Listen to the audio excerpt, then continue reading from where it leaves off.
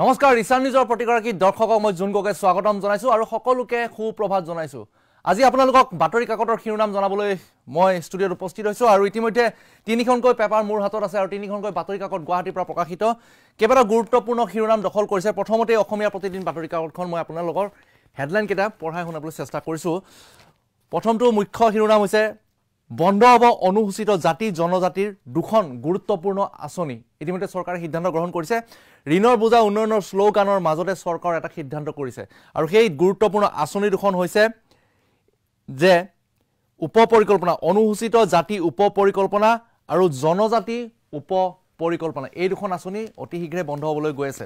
আন এটা খবৰ ইয়াতে প্ৰণয়ন কৰিলে আইন দেশত প্ৰথমবাৰৰ বাবে উত্তৰাখণ্ডত বলবৎ উমৈহতীয়া দেৱানী বিধি অৰ্থাৎ UCC বলবৎ হৈছে উত্তৰাখণ্ডত আৰু দেশত প্ৰথমবাৰৰ বাবে এয়া উমৈহতীয়া দেৱানী বিধি বুলি ইয়াৰ প্ৰমাণীকৰণ হৈছে। আৰু ডিব্ৰুগড়ত 4খন উৰণ সেতুৰ শিলান্যাস কৰিব মুখ্যমন্ত্ৰীয়ে। 26ৰ বিধানসভা নিৰ্বাচনৰ পূৰ্বে সম্পূৰ্ণ হ'ব যোৰহাট ডিব্ৰুগড় ৰাষ্ট্ৰীয় ঘাইপথৰ কাম। এটা ভাল খবৰ, 26ৰ নিৰ্বাচন আৰু এটা বছৰ লাগিব। আন এটা খবৰ 3 বছৰৰ ভিতৰত ডিব্ৰুগড়ক ৰাজ্যৰ দ্বিতীয় বৃহৎ ৰাজধানীৰ ৰূপ দিয়া হ'ব। 3 বছৰৰ ভিতৰত ডিব্ৰুগড়ক ৰাজ্যৰ দ্বিতীয় ৰাজধানীৰ ৰূপ দিয়া হ'ব। 3টা বছৰ ডিব্ৰুগড় উন্নয়নৰ বাবে ইতিমধ্যে কেইবাটাও ঘোষণা কৰিছে মুখ্যমন্ত্ৰীগৰাকীয়ে। সেয়া দ্বিতীয় ৰাজধানী হিচাপে ডিব্ৰুগড়ক পৰিগণিত কৰাব। শদিয়াত ৰাজহুৱা সভাপাতি ঐক্যবদ্ধ যুঁজৰ সিদ্ধান্ত দল সংগঠনৰ। প্ৰয়াত ৰাজীৱ শদিয়াৰ ভূমি জালিয়াতিৰে বন্ধকত দিয়াৰ ঘটনা সংঘটিত হোৱাৰ অভিযোগ উত্থাপন হৈছে। পাহাৰৰ 1000 ফুট তলত পৰিল স্কৰ্পিঅ'। অৰুণাচলত ভয়ংকৰ পথ দুৰ্ঘটনা। নুমলীগড়ৰ 4গৰাকী লোকৰ থিতাতে মৃত্যু ঘটিছে। এয়া হৈছে অসমীয়া প্ৰতিদিন বাতৰি কাকতখনৰ গুৰুত্বপূৰ্ণ কেইবাটাও শিৰোনাম। আপোনালোকে পেপাৰখন পঢ়িলে মেইন যিটো মুখ্য শিৰোনাম হৈছে বন্ধ হ'ব অনুসূচিত জাতি জনজাতিৰ দুখন গুৰুত্বপূৰ্ণ আঁচনি। এই হেডলাইনটো যিহেতু প্ৰকাশ পাইছে অসমীয়া বাতৰি কাকতখনত, আপোনালোকে এই বাতৰিটো পঢ়িব, এই খবৰটো শুনিব আৰু ইয়াৰ বিষয়ে আপোনালোকে সবিশেষ তথ্য লাভ কৰিব পাৰিব। এইবাৰ আমাৰ অসম বাতৰি কাকতখন আপোনালোকক পঢ়াই শুনাবলৈ চেষ্টা কৰিছোঁ। এয়া হৈছে আমাৰ অসম। পৰেশ বৰুৱাৰে কথা পাতি আছে মুখ্যমন্ত্ৰীয়ে। মুখ্যমন্ত্ৰীগৰাকীয়ে কৈছে যে 26 জানুৱাৰী বিভিন্ন প্ৰান্তত বোমাতংক হৈছিলে। তাক লৈ যেতিয়া সাংবাদিকে প্ৰশ্ন কৰিছিলে মুখ্যমন্ত্ৰীগৰাকীয়ে কৈছে যদি পৰেশ বৰুৱাই যদি কয় যে 26 জানুৱাৰী আমি কোনো ধৰণৰ বোমা ফুটোৱা নাই বা আমি বোমা সংস্থাপন কৰা নাই, তেনেস্থলত এয়া অসমৰ যুৱক যুৱতী আৰু অসমৰ ৰাইজৰ বাবে এটা ভাল খবৰ। আৰু পৰেশ বৰুৱাৰ সৈতে টেলিফোনিক বাৰ্তালাপ সঘনাই হৈ থাকে, মুখ্যমন্ত্ৰীগৰাকীয়ে নিজে কালি মন্তব্যত প্ৰকাশ কৰিছে।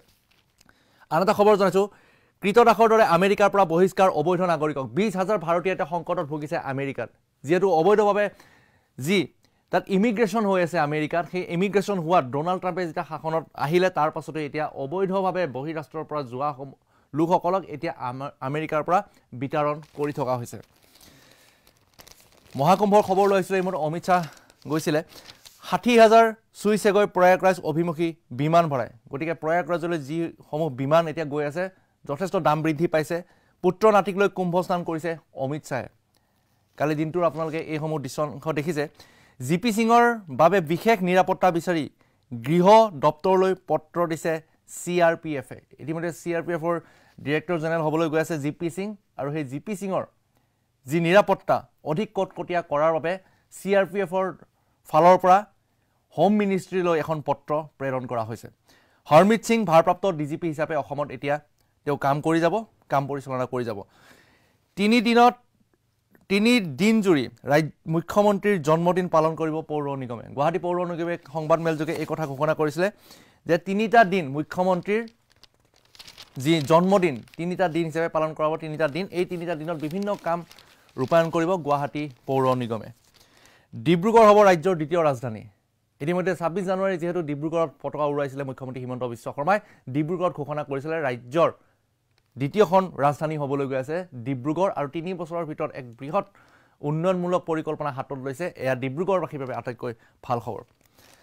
এইবাৰ দৈনিক অসম বাতৰি কাকতখনৰ শিৰোনাম লৈ আহিবলৈ চেষ্টা কৰিছোঁ। দৈনিক অসমত এটা গুৰুত্বপূৰ্ণ বাতৰি প্ৰকাশ পাইছে। ডিব্ৰুগড়ৰটোৱে মুখ্য হেডলাইন হিচাপে লোৱা হৈছে দৈনিক অসমত। ডিব্ৰুগড় হ'ব দ্বিতীয় ৰাজধানী। আপোনালোকে দেখিছে গণৰাজ্য দিৱসৰ ৰাষ্ট্ৰীয় পতাকা উত্তোলন কৰি মুখ্যমন্ত্ৰী হিমন্ত বিশ্ব শৰ্মাই কৈছে যে ডিব্ৰুগড় দ্বিতীয় ৰাজধানী হ'ব অসমৰ। আৰু ইতিমধ্যে তাত মিনি দিছপুৰলৈ পৰিণত হোৱাৰ বাবে যি সচিবালয় মিনি সচিবালয় প্ৰস্তুত কৰা হৈছে, মিনি সচিবালয় তাত যি বহুৱা হৈছে, তেনে ক্ষেত্ৰত মাহত প্ৰায় 3টা দিন হ'লেও মুখ্যমন্ত্ৰীগৰাকীয়ে ডিব্ৰুগড়ত থাকিব বিকাশৰ যাত্ৰাত দায়বদ্ধ হৈ সংকল্প লোৱাৰ আহ্বান গণৰাজ্য দিৱসৰ অনুষ্ঠানত চৰকাৰৰ প্ৰশংসাত পঞ্চমুখ হৈছে ৰাজ্যপাল আচাৰ্য গতিকে এইসমূহ খবৰ এটা গুৰুত্বপূৰ্ণ খবৰ পাই আছে 26 জানুৱাৰী তাৰিখৰ কেইবাটাও খবৰ কাৰ্বি ভাষা সাহিত্য উন্নয়নৰ বাবে 1 কোটি ভূমি প্ৰদানৰ ঘোষণা কৰা হৈছে কাৰ্বি লাম্মেট আমিৰ 33 সংখ্যক বাৰ্ষিক অধিৱেশনৰ সামৰণি তাত কাৰ্বি ভাষা সাহিত্য উন্নয়নৰ বাবে 1 কোটি টকা আৰু ভূমি প্ৰদানৰ কথা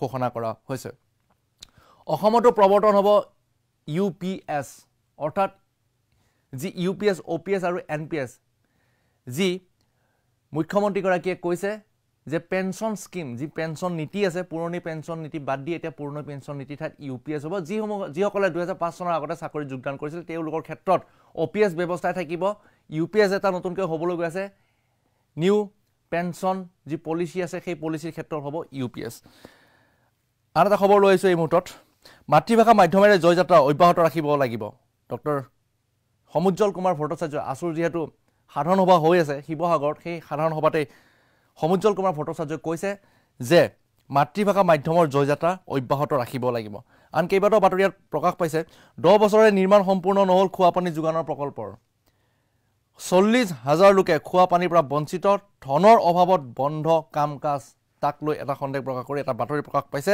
কাম সম্পূৰ্ণ হ'ব লাগিছিল 2023 ৰ 10 ফেব্ৰুৱাৰী যেহেতু জল জীৱন আঁচনি হৈ আছে খোৱা পানী যোগানৰ প্ৰকল্প চলি আছে 10 বছৰে নিৰ্মাণ সম্পূৰ্ণ এতিয়ালৈকে সেই প্ৰকল্পৰ নহল গতিকে দৈনিক অসম বাতৰি কাকতখনৰ শিৰোনাম আমাৰ অসম আৰু অসমীয়া প্ৰতিদিনৰ বাতৰি কাকতৰ শিৰোনাম জনাবলৈ চেষ্টা কৰোঁ কেইবাটাও গুৰুত্বপূৰ্ণ খবৰ লৈ আহিছোঁ ইষ্টাৰ্ণ নিউজত চাই থাকিব ধন্যবাদ